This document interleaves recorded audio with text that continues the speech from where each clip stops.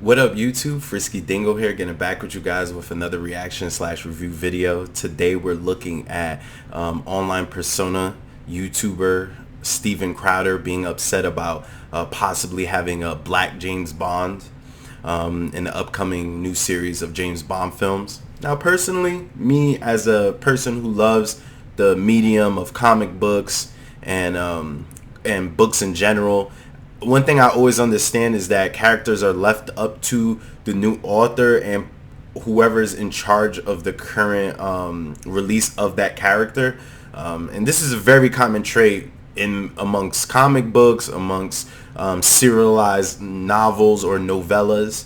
It's a very common practice. So honestly, the backlash that I see from it possibly is that, me personally, I don't think that there needs to be a black James Bond. James Bond has been played by incredible different types of people, primarily white men. But I do believe that the position and role of 007 can be left up to suggestion. I do believe that. Why? Because the character of 007 is a title and or a phrase used amongst the agency within the Bond universe. So I believe that once again, if they were to put a male like Idris Elba as a new 007, I don't see a problem with that. I do believe the James Bond thing, once again, it's very personal when it comes to him being a white character. But once again, the character of James Bond can be black, he could be Asian, he could be white, he could be pretty much anything that the person who's in charge really wants him to be. One thing that should not be left is, a suggestion that James Bond can only be white. Obviously the character is playing a spy.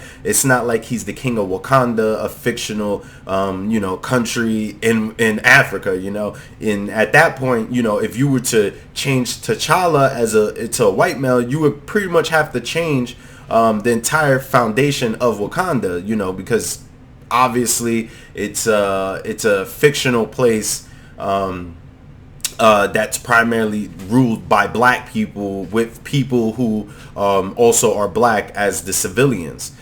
So even in comic book series, when you had someone like the White Wolf, who basically was a white person who actually became the new Black Panther and or the King of Wakanda, it shows you that the storyline is left up to the person that's authorized over writing it and releasing it. And just like in Black Panther, no one really batted an eye when the White Wolf became the King of Wakanda. It was actually very accepted because T'Challa, like everybody else in the comic book series, loved the White Wolf. He was respected. He did what he needed to do to gain the role. So it gives you some type of background. Now, when it comes to James Bond, I don't think the same sentiment necessarily needs to be applied, because of the simple fact that he is a white man in a majority white space. So I do believe that you can take James Bond out of any piece that he's in England and put him in China, or put him in,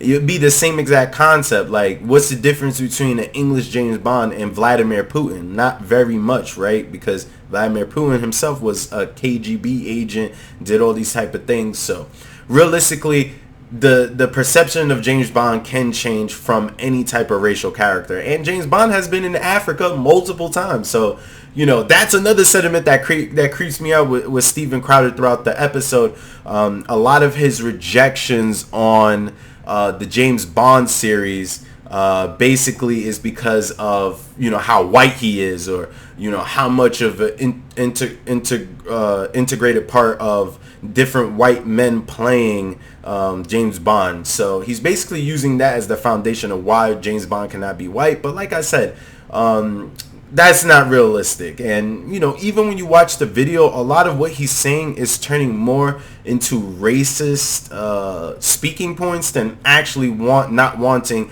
a different type of James Bond. Because I mean, honestly, I can agree to a certain extent. With the James Bond character, I don't, to a degree, believe that it needs to be changed in that perception.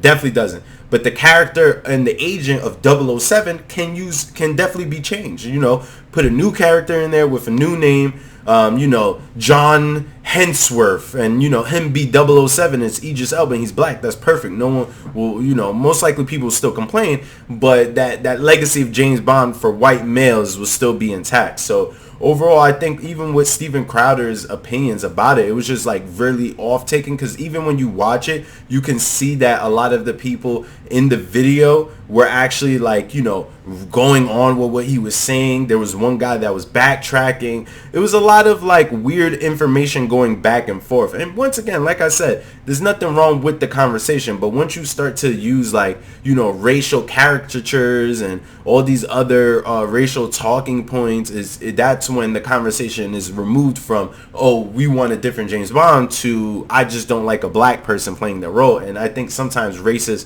kind of miss that point of view when they start speaking. The first thing they start doing is, you know, they show like one of the famous black historians, Sir Chancellor Williams, said when it comes to historians in Europe, they talk so much about history that they expose themselves when talking about it, because they showed the plights of the truth. And that's kind of what Steven Crowder did in this video, right? He kept talking, and then once he let go of the whole James Bond black thing, he started to bring out his real talking points. You know, black people can't do this, black people can't do that. Why should we do this? Why should we do that? This is racism, reverse racism, XYZ. And obviously, you know, even when it comes to movies, these type of conversations are illogical, because who, you know, unfortunately, I hate going to this point, but you feel me? Like, let's be real. When James Bond first came out in the 60s, right? Black films were still, you know, people weren't messing with them. And, you know, the whole term black exploitation came from that era, because no one was taking black movies seriously and putting them in a box. One of the greatest actors that time, William Belafonte, he was a prolific black actor that actually went out of bounds of the movies that he did during that era and time. But the black exploitation era it still mattered, because you still had people like, for example, Shaft, Richard Roundtree, still having to participate in it, and many other black actors who had to get their start by playing in these movies that were not taken seriously. And even though they weren't taken seriously, these control of powers still were controlling the outsourcing. And once money came in and things became popular, now, you know, we're not going to try to boost it into a new crowd. We're just going to keep it in the same crowd and not try to progress it or anything like that. So once again, James Bond comes from an era where we have to be real. Like, you know, James Bond was, you know, set up into the atmosphere simply because of the representation, the cool, broad chin, smooth talking, gets the ladies, you know, outthinks everything, never finds a solution too hard, too simple. Like, the connotation is there. So overall, once again, I have no problem with it. I'm a big James Bond fan. You know, once again, this is ironic too, because, you know, once again, I'm mad young. You could tell I'm 28, mad in my 20s. But, you know, one of my favorite Bond movies and video games that came out was from Russia with Love. So, you know, Goldfinger, that was one of my, you know, big James Bond movies too. And then Daniel Craig is, to me, my favorite James Bond, because I grew up with all his movies. You know, Skyfall, Casino Royale. I'm gonna go see No Time to Die. Like, Daniel Craig. And I remember when Daniel Craig came out, people were upset about Daniel Craig being James Bond. So, once again, even a white man can receive criticism when taking a James Bond role, because literally the criticism when Daniel Craig took the role, he wasn't handsome enough, he was too short, he didn't fit the smooth image. And then once everyone saw him, you know, everyone fell in love with him. So overall, I don't see no problem with Idris Elba playing this character. I think it would be perfect for 007 series. People like Steven Crowder, they're always gonna act weird and racist about this stuff. I don't really want to talk much. I didn't really want to talk much about what he was saying in the video, because a lot of it is just caricatures of racial stereotypes. and I like to remove myself from stuff like that. So honestly, I hope if we could get Idris Elba as the next 007, maybe Michael B. Jordan. But who knows? We'll definitely find out. And once again, if I get any more news, I'll see you guys in the next one.